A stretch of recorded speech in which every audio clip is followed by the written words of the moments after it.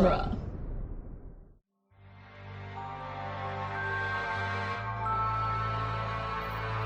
And the people flee from their very sorrow given physical form. But how can you escape what is not confined by time and space? This is such bull. Veronica, enough. One can't help but wonder how long these beings from beyond will remain aggressive before they become dangerous. How long before they begin taking the living into their own realm of the dead? What? No! Turn it off! Don't listen to him! Son of a... Security! Get her out of here! I repeat, turn off the radio! Turn off your TVs! It's all made up! There are no ghosts! If we stop paying attention, it'll all go away! Miss Belknap, you've been asked to leave the station. Don't make us force you. Teddy, come on! Don't do this! Don't submit to this maniac! Don't give him what he wants! I'm sorry, Veronica. You forced my hand. I respected you. I thought I could trust you. Why won't you believe me? I'm your friend. You can't fact-check friendship, Veronica. I believe in evidence and reason. Right now, you don't have either. Hey, get your hands off me. Innocent people are scared. Do you hear me? They deserve to know the truth. Let go of me. Teddy, wait. Don't kick her out. Nathan, stay out of this. We let her out of our sight. She could do anything. Keep her in the studio, but off the air. Restrain her if you have to. But the story has to be told all the way through, or this was all for nothing. Fine. Veronica, you can stay. But so help me. What are you going to do, Teddy? Duct tape me to the chair? Have me gagged? Don't push it. Bite me. Nathan, get back in the booth. With pleasure. McKinney City, I know you're afraid. Only a fool could walk among the bedlam now surrounding us and not fear it. The melancholy spirits have transformed into raging, hateful banshees. Who knows what they'll turn into next? Why is this happening? What shook loose the confines of heaven and hell so that their inhabitants now plague us with their presence? I believe that deep down you all know the answer. This is not a haunting. This is an invasion. Teddy, whatever he says, it's gonna happen. If he says it'll get worse, it'll get worse. This only stops if you get him out of our heads. I'm not listening to you. Teddy, please! You feel it in your blood, don't you, McKinney City? The cold shiver of a silent truth creeping out of your mind and into the world. The barriers between life and the afterlife have been broken. The eternal have mixed colors with the finite.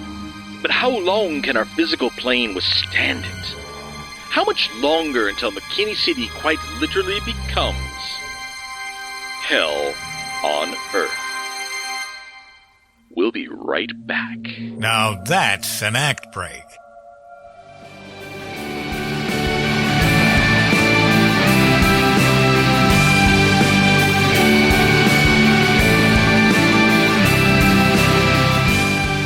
Dueling Genre Productions presents Geek by Night, Episode 19, Ghost Story, Part 3, written by Scott Carelli, Nick Jimenez, and Cassandra Fredrickson.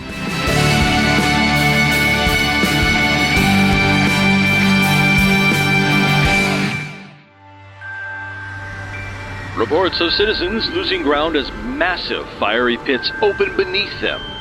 Hell itself has come to McKinney City, dear listeners, and with it an army of the dead. These things are all over the city! We have to help these people. How? We don't even know what we're dealing with. Yeah, it's not like you can possess a ghost. And what am I gonna do? Use my super senses to soak up all the not stuff they have? Well, Elliot's powers would work on like 51% of them. What about the other 49%? I haven't thought that part out yet. Oh, please, God, somebody help! Whoa, buddy, it's okay. They can't hurt you, man. They're just ghosts. Just ghosts? Alleged ghosts? They could be anything and probably are because ghosts aren't real. Look around you, Gwen. We're standing in the third act of Ghostbusters here. Throw a rock and you hit a spirit. Well, I mean, okay, not literally because, you know, they're ghosts and the rock would go right through them, but you get my point. Ooh, you want to drop references, pal? Okay, I got one for you. Doctor Who Army of Ghosts. The whole world thought the dead had returned to Earth. Everybody was all in hoopla, but they weren't ghosts. They were Cybermen, playing on mankind's obsession with there being an afterlife. I'll bet folding money that this is exactly what's going on. Whatever whenever people say that something unknown is supernatural, the universe throws a logic snowball right in our face. I'm just choosing to catch the snowball instead of taking it on the nose like you're gonna be when we get to the bottom of this. Oh God, no! No, please!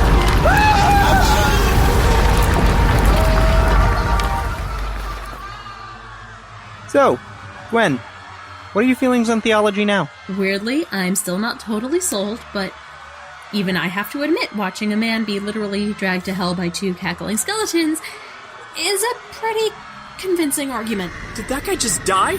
Like in front of us? This is getting really intense, you guys. I don't think my normal amount of snark is going to cut it as a coping mechanism this time. Try denial. It's working for me. We need to find Lorelei and Simon. They'll know what to do. That abandoned amusement park they went to is like 50 miles away. And who knows if they're even there at this point? We have no way of contacting them. Oh, what about Simon Smarty Talkies? Did you bring yours? No. Did you? No. What are you looking at me for? Your team leader. Okay, but who would just bring that thing along with them everywhere all the time? I mean, besides Simon. Do you think Lorelei still has the Smarty Talkie that Simon gave her? It might be in her office. Swift Industries is only a few blocks away. That's assuming we don't get sucked into the bowels of hell before we get there. I guess that's just a chance we're gonna have to take. But do we? Do we have to? People are dying, Gibson. I know, but it's scary. Well, staying in one place didn't stop that one guy from getting attacked by the Army of Darkness. If we're running, at least we can be moving targets. That's actually a pretty good point. And now I am super uncomfortable with the fact that I'm just standing here right now. Yup, ready to run now, please. Go, go, go.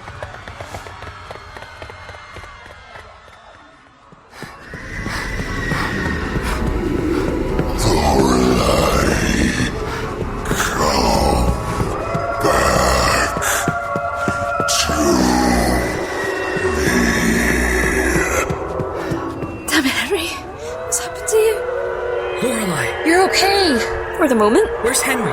There is no Henry. Only Gwen. We just cannot escape these Ghostbusters references, can we? Henry's transformed. I'm bloody well aware of that, Simon. Thank you. Well, hey, I mean, it can't get much worse than this, can it? Why would you say that? Lorelei, look out!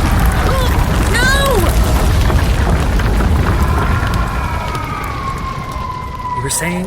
This is so much worse than I was prepared for. I'm glad we know now that all of this isn't real, because otherwise I'd be having a pretty major panic attack right about now. We're staring at a massive, fiery pit to literal hell, and you're telling me that you're somehow not having a panic attack?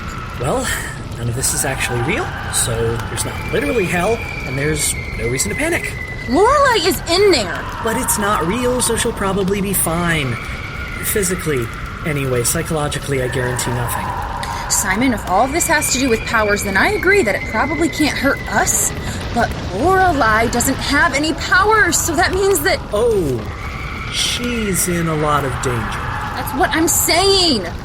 Lorelei! Everyone we know has powers. I keep forgetting she doesn't have any. Lorelei! I'm coming! Mindy, wait!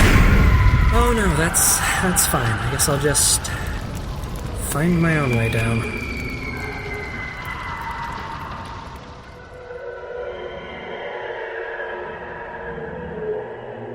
Do you even see what's happening out there, Teddy? Veronica, that's enough. Nathan is the one making this happen. Can't you see that? Whatever he says happens. He's making up his stories again, only this time he's making them come true. With what? Are you going to tell me that Nathan is some kind of necromancer or something now? Maybe. I don't know. All I know is that he's responsible for this. Would you listen to yourself? Do you have any idea how paranoid that sounds? Hell, the only reason I believe in the damn ghosts is because I can see them out my office window. Where's your proof that Nathan's doing this himself? How would that even be possible? Lorelei Swift. Oh, for God's sake. Something is happening at Swift Industries. I don't know what, but that woman is messing with stuff beyond what we used to think is possible. You know who you sound like? Him. You're talking how he was talking, right before it all went sideways. I trusted him. He didn't have the facts, he didn't have the sources, but I trusted him. And look what happened. My mistake nearly cost this station everything. Well, that's not happening again. Now I only trust what I can see. And right now, Veronica, I see dead people. You want facts? I'll give you facts. How about Cosmo Peters shooting lightning out of a toy hammer, or the Grid threatening to kill everyone in town? Both of those things happened after the explosion at Swift Industries. Not to mention all the other random weird things that have been going on in this town since. They're all connected, Teddy, and somehow Nathan is too. Where's your proof, Veronica? You want proof? Well, I can get you proof. Just let me do my damn job. Your job is whatever the hell I say it is. And right now, I say it's to sit right where you are and shut your mouth. You're a coward. Yeah, that's me. A big damn coward.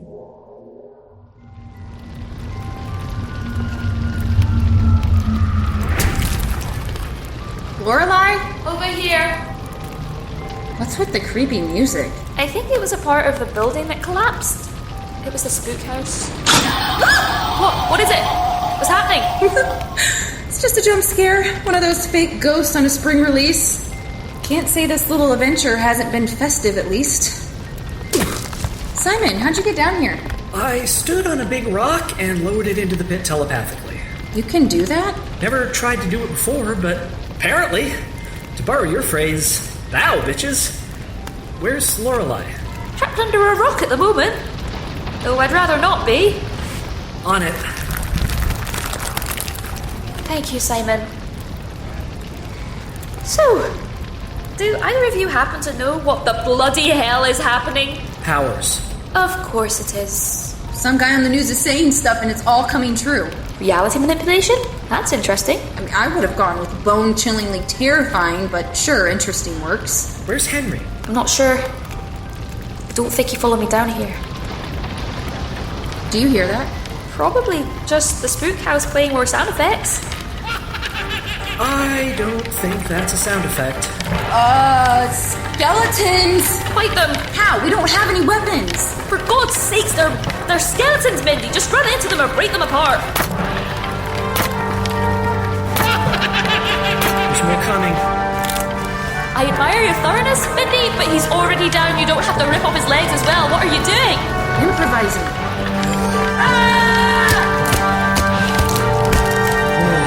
Good thinking! Copycat. A good idea is a good idea, dude. Simon, is that you? How are you getting a signal down here? Or, at all? It's not my phone. Hello? Hey, Simon. Oh, we're just sort of dealing with all hell breaking loose at the moment. You too, huh? Where are you? We got stuck outside in the chaos and had to get to Swift Industries so we could find Lorelei's smarty-talkie. They're the only thing working right now. Is my sister okay? She's fine. Just a little busy with a skeleton army at the moment. Your bones will crack under the weight of my fury. I think she's working through a lot of her rage issues.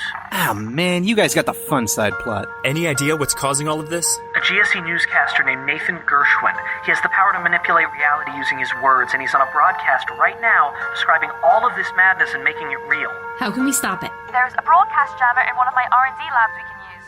It can block any frequency in the world. It's bloody illegal, but in this case we might have to make an exception. If he's off the air, his power over the city should break and everything will go back to normal. Ruh-roh. What was that? I think we just lost power, Lorelei. That's not possible! The grid! A lot of impossible things have been going on today, Lorelei. I think a power outage is the first normal thing to happen all day. Fair point. Okay, new plan. We need the broadcast jammer from Lab 42, but we can't run it without power, so we need someone to get down to the grid and restart it. I'm on it. I'll go get the broadcast jammer from the lab. What's it look like? Like a defibrillation cart with 4 jumper cables hanging off it. When you find it, bring it to the roof. Got it. The roof? What's on the roof? You are, Gwendolyn. And a really big antenna. Now move!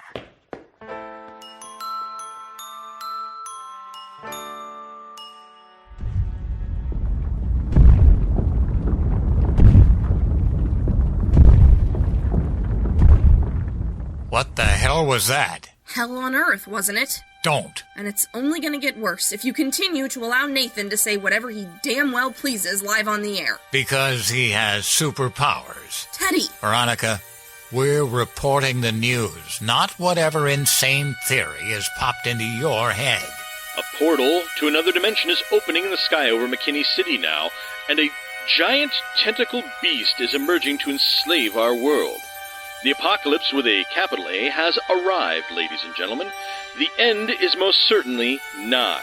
Can I get a visual confirmation? Are we getting footage of that? I'm not seeing anything on the... Wait. Something's happening in the sky. Throw it on the master feed.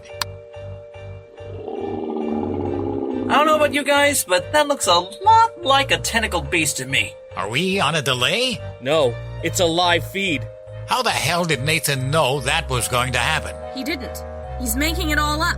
Teddy, this is what I've been trying to tell you. Somebody cut the broadcast. Now.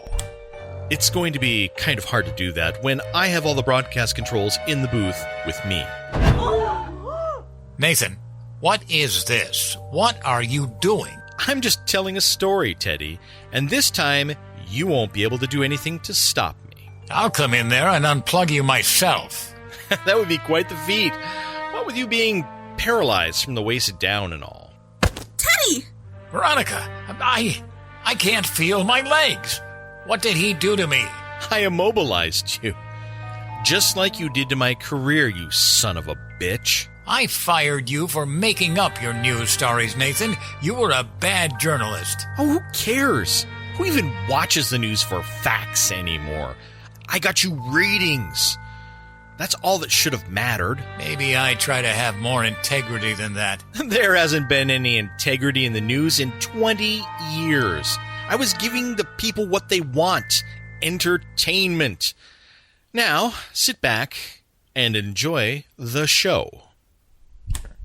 So sorry for the interruption, dear listeners, but I've just received information that the tentacle beast is a god, and he is angry. Veronica, you have to stop him. I can't. Someone tied me to a chair. You have to do something. You know my loony theory about Nathan somehow being linked to Cosmo Peters and the grid going haywire and all the other crazy things that have been going on? Well, I've got another theory. What's that? I think there's someone, or a group of someone, saving us. Like superheroes? I don't know, Teddy. Maybe. Well, I hope you're right, Veronica. But even if you are, they're going to have their work cut out for them this time.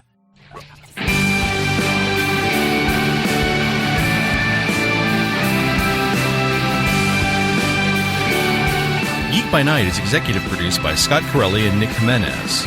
Co-executive produced by Cassandra Fredrickson. Associate produced by Patreon member David Jeffries and Leaper 182. Starring Chris O'Connor as Jeff Gibson, Ray Ruzzo as Gwen Allen, Matt Maassel as Elliot Markowitz, Andrew Ball as Simon Holt, Morgan Spencer as Mindy Gibson, Naomi Wong as Lorelei Swift, and Jay Malone as Victor Conrad. Also starring Rachel Banks as Veronica Belknap, Brian Brown as Nathan Gershwin, Joe Stofko as Teddy, Kevin Couto as Fred, Nicholas Andrew Louie as Henry, and Rachel Gatlin as Mystery Woman. Additional voice work by Debbie Gatton, Chris Zito, Hayley Johnson, Lindsay Lorraine, and Nolan Tashjian. Casting by Chelsi Kern. Ghost Story is written by Scott Carelli, Nick Jimenez, and Cassandra Fredrickson. Directed by Cassandra Fredrickson. Edited by Scott Carelli. Geek by Night theme by Zach Gibson. Original score and final mix by Scott Toffey. Credits read by Brian Brown. Geek by Night created by Scott Carelli. All characters in this work are entirely fictitious. Any resemblance to real persons living or dead is purely coincidental. Copyright 2016 Dueling Genre Productions. Thanks for listening.